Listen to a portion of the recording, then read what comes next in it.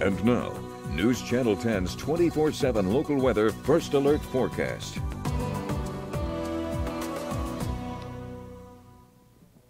Hi, Kevin Selly in the Weather Center. Boy, the wind just will not give up. We get a little bit of a change, not necessarily a break from the wind for the day coming up on Wednesday, but we are getting a break from the warm temperatures. For the rest of the night into the early morning hours on Wednesday, it is still windy, but a south wind. Now that wind will start to swing around with a cold front coming through starting early in the day in the western part of the region. It will move west to east across the Panhandle. So the cooler air will get to the western portion of the region earlier. So cooler in the west, a little bit warmer relatively speaking in the east, but everybody will cool down behind those westerly winds.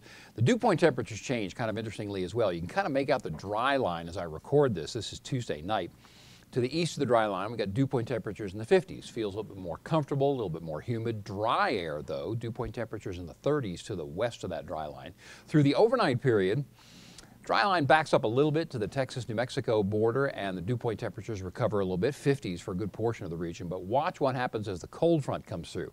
Look at the drier air, the brown conditions, or the brown colors. That's much drier air behind the front. Dew point temperatures drop back into the teens. That's pretty low. And then see the color change across the northern portion of the region. That's a secondary cold front that brings some cooler air. So the dew point temperatures recover a little bit, but that's the cooler air, which actually may bring some freezing temperatures to the northern portions of the region, not Wednesday morning, but Thursday morning. We'll talk more about that as we get a little closer. So the dry line, the cold front move on to the east.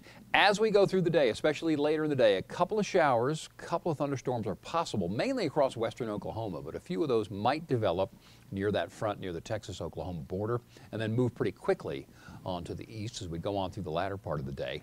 And of course, I mentioned that cooler air coming in on westerly winds. So the thunderstorm outlook from the Storm Prediction Center, yeah, there could be a rumble of thunder in a couple of spots across the east later in the day.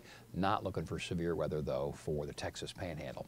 70 degrees for the high, still breezy on Wednesday, so most of the day in the 60s, only 69 on Thursday. Next storm system is going to be an interesting one to watch and a difficult one to time. Right now, the best rain chances are coming on Saturday. We'll see how that behaves as we get a little closer, and of course, we'll keep you posted as we go through the next couple of days.